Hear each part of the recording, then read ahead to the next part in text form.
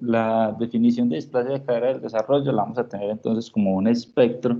de trastornos del desarrollo de la cadera que puede variar su presentación a diferentes edades y va a tener diferentes manifestaciones clínicas y que va a ir desde una inestabilidad, luego pasando por una displasia acetabular, una subluxación de la cadera o en los casos más graves, una luxación de la cadera.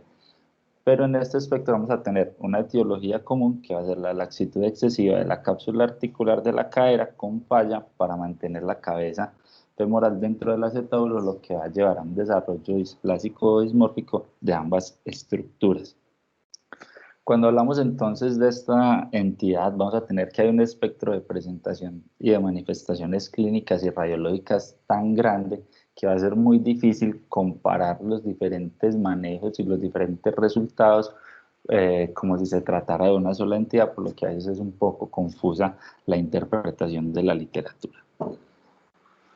Cuando ya hablamos puntualmente de las complicaciones, vamos a tener que las más importantes en esta patología van a ser la necrosis vascular, la reluxación, la presencia de displasia residual y la necesidad de reintervenciones luego de haber sido llevados pues, a un manejo quirúrgico. La necrosis vascular entonces la vamos a definir como esa muerte celular de los componentes óseos debido a una alteración del aporte vascular que puede ser por una lesión como tal del vaso que corte el aporte o por un aumento de la presión que impida la adecuada perfusión de las estructuras óseas. Este término lo vamos a utilizar cuando se observan cambios en la epífisis femoral proximal y se va a dar una alteración del crecimiento de ese fémur proximal. Recordemos entonces que en los niños esta parte proximal del fémur va a ser un solo componente de cartílago y que el compromiso o la injuria vascular en esta zona va a generar alteraciones en la morfología de la cabeza, del cuello e incluso del trocánter menor. ¿Qué hallazgos radiológicos vamos a tener entonces para ayudarnos a identificar que esta complicación se está presentando? Una falta de osificación luego de un año de la reducción,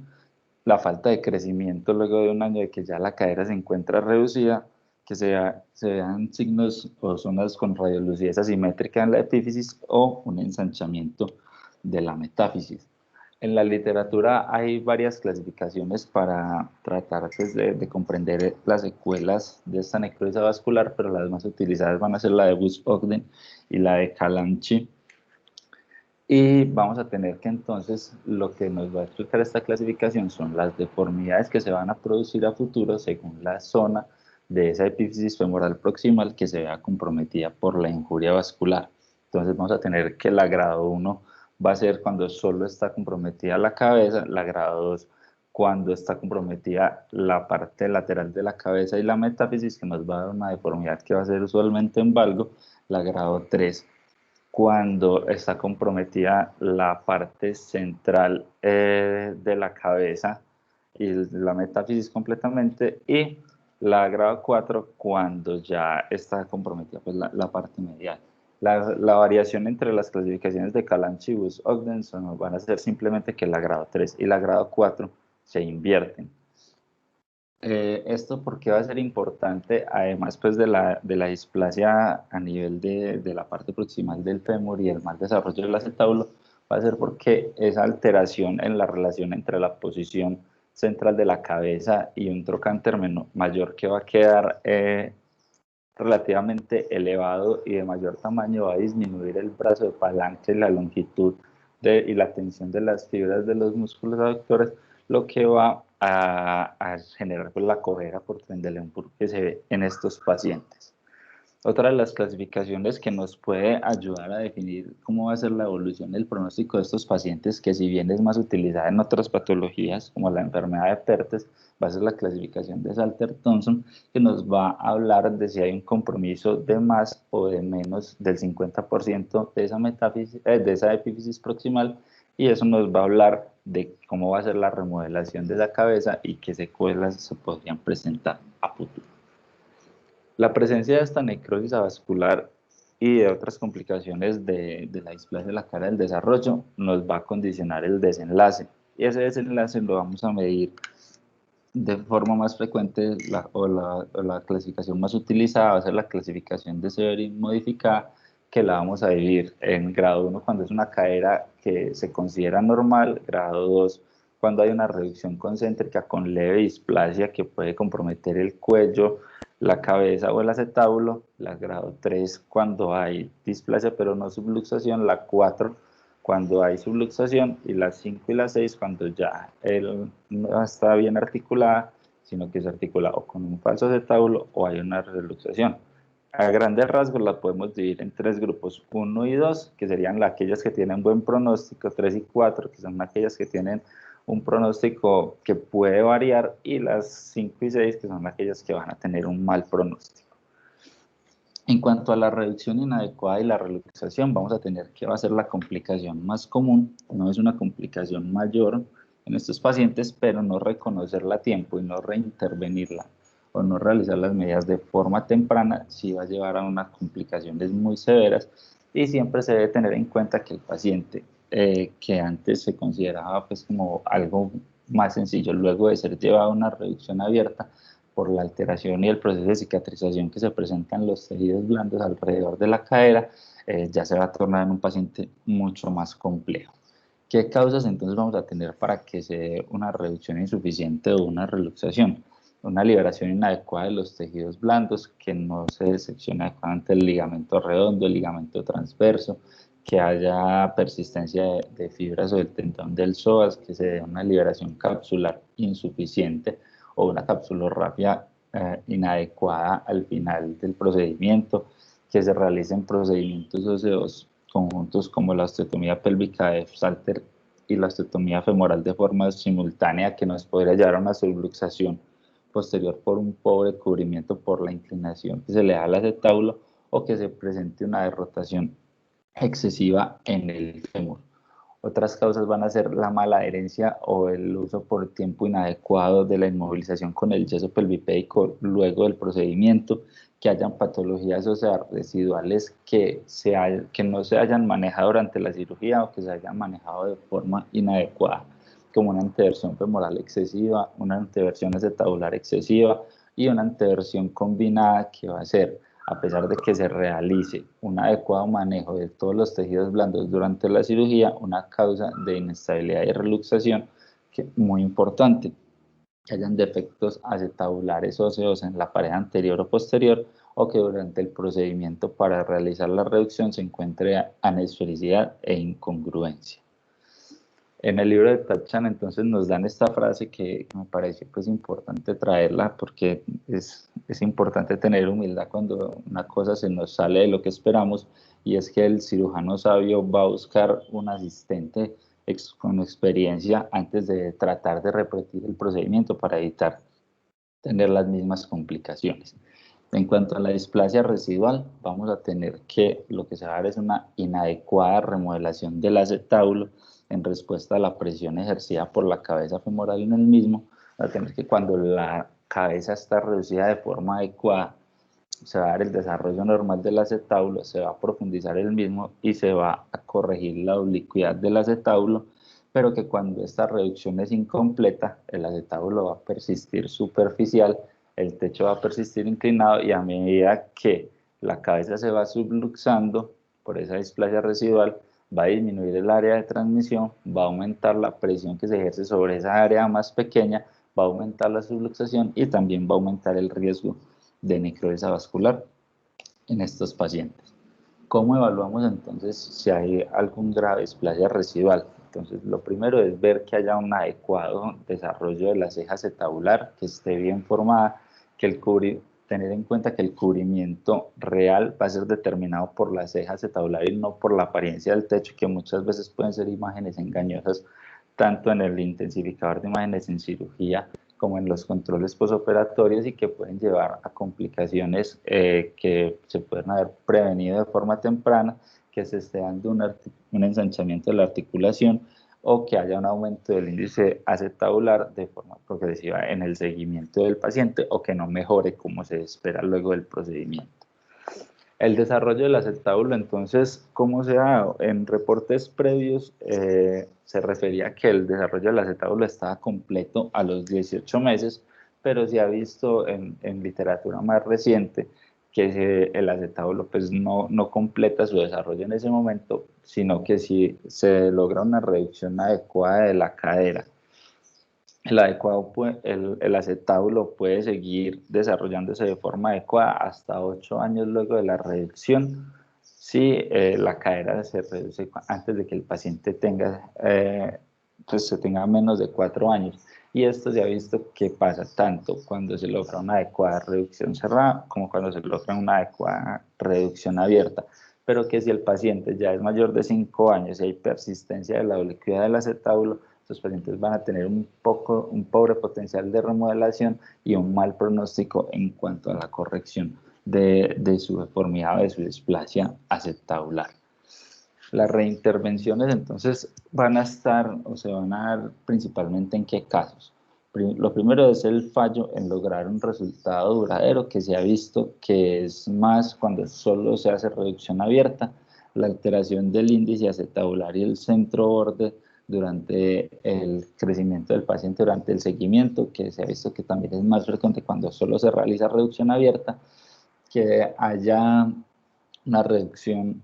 inadecuada o una reluxación por las causas que ya vimos, y también tener en cuenta que estas reintervenciones, a mayor número de cirugía, va a haber un mayor riesgo de que se presente una necrosis avascular y también vamos a tener una menor chance de éxito. Uno, para lograr una adecuada reducción concéntrica y dos, para lograr una adecuada función del paciente a futuro. Como para ejemplificar esto, entonces les traigo este artículo. En este artículo lo que los autores buscaban era cuáles eran los factores de riesgo que se asociaban a un resultado insatisfactorio en cuanto a la función de la cadera, dolor, arcos de movimiento, independencia en los pacientes que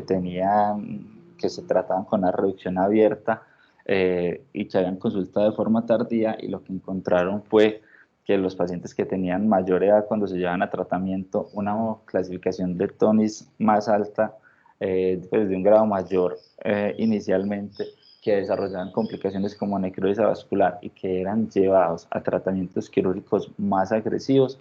tenían un mayor riesgo de resultados insatisfactorios. Ellos no encontraron asociación con otros factores que están descritos en algunos artículos, como el sexo, la presencia de bilateralidad o el intento previo de una reducción cerrada antes de ser llevados a un manejo abierto. En este otro artículo que es del doctor Pablo Castañeda, lo que ellos trataron de evaluar fue cómo eran esos resultados en el seguimiento de los pacientes que se habían presentado de forma tardía con displasia de la cadera. Encuentran algunos datos muy interesantes, como por ejemplo que si bien la función total del paciente que ellos evaluaron con la escala pues, de Choges, que es una modificación del Harris Hip Score para los niños, ellos encuentran que si bien la mayoría de los pacientes o todos los pacientes tenían resultados funcionales muy buenos, cuando se hacía un punto de corte entre los menores de 4 años a la edad del procedimiento y los mayores de 4 años, sí había una diferencia estadísticamente significativa, y estos pacientes, pues los que se llevaban a cirugía, que eran menores de 4 años, iban a tener un resultado pues mucho mejor. Cuando evaluaban los resultados radiológicos al final del seguimiento, también encontraron una relación importante con la edad, y ellos encuentran que cuando se miraban los pacientes que eran menores de 3 años, iban a tener una clasificación de Severino 1 y 2, es decir, una cadera normal o una cadera reducida concéntrica con una displasia muy leve en más del 90% de los pacientes. En cambio, en los pacientes mayores de 3 años, estas caderas Severino unidos iban a ser alrededor del 63%, que es una diferencia muy importante. Y cuando hicieron ese mismo análisis con un punto de corte de 4 años, encontraron que la diferencia permanecía y era estadísticamente significativa, aunque no era tan marcada como cuando analizaban los pacientes con un punto de corte de 3 años. En cuanto a la necrosis avascular, ellos encontraron por un total de 14% de necrosis avascular en los más de 700 pacientes que analizaron en el estudio, que es algo que es consistente con la literatura, aunque los porcentajes de necrosis avascular que se reportan son muy variables. En algunas series refieren el 1, en otras el 4 y algunas más extremas van hasta el 63%, pero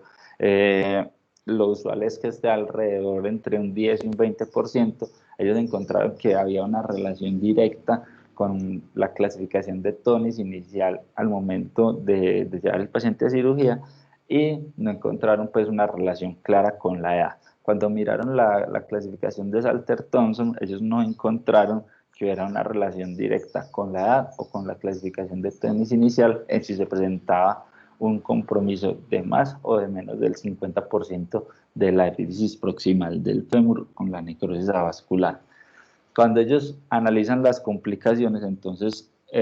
compararon dos brazos de tratamiento, uno que era solo reducción abierta y otro que era reducción abierta más osteotomía pélvica, y encuentran que tanto la necrosis avascular, la reluxación, la necesidad de reintervención y el resultado radiológico final, entendido como un Severin 1 y 2, eran mejores y eran estadísticamente significativos en los pacientes que se llevan a reducción abierta más osteotomía pélvica. En este estudio ellos solo realizaron osteotomía femoral en los pacientes donde no les daba para reducir, pero no hacía pues como parte de su protocolo de acción para todos los pacientes. Y este último artículo que se los quería traer porque me parece que también le da a uno muchas luces en cuanto al cuál podría ser el mejor manejo. Obviamente pues eso no está todavía establecido en la literatura, pero hay algunos datos que ayudan a guiar la conducta. Ellos comparan, recogen 18 estudios con más de 1000 pacientes, comparan los pacientes que se llevan solo a reducción abierta, los pacientes que se llevan a reducción abierta más osteotomía pélvica, los pacientes que se llevan a reducción abierta más osteotomía pélvica y osteotomía femoral, y miden la función, el dolor y el resultado radiológico. Cuando ellos analizan pues estos pacientes, encuentran que inicialmente, como en los datos, lo que parecía era que la reducción abierta sola tenía mejores resultados funcionales, menores riesgos de complicaciones y resultados pues, radiológicos que estaban a la par de las otras intervenciones. Pero lo que vieron era que cuando se hacía reducción abierta sola, estos pacientes iban a requerir 10 o incluso hasta 15 veces más reintervenciones que los pacientes a los que desde el manejo inicial se les hacía la reducción abierta con la osteotomía pélvica o incluso con la osteotomía femoral. Pero lo que encontraban era que los pacientes que se llevaban a osteotomía pélvica, osteotomía femoral, tenían unas tasas de complicaciones mucho más altas. Entonces, a pesar de que inicialmente parecía muy buena la reducción abierta sola, la tasa de reintervenciones era inaceptablemente alta. Por lo que ellos proponen como la mejor opción de tratamiento, una reducción abierta concéntrica y la osteotomía pélvica solamente.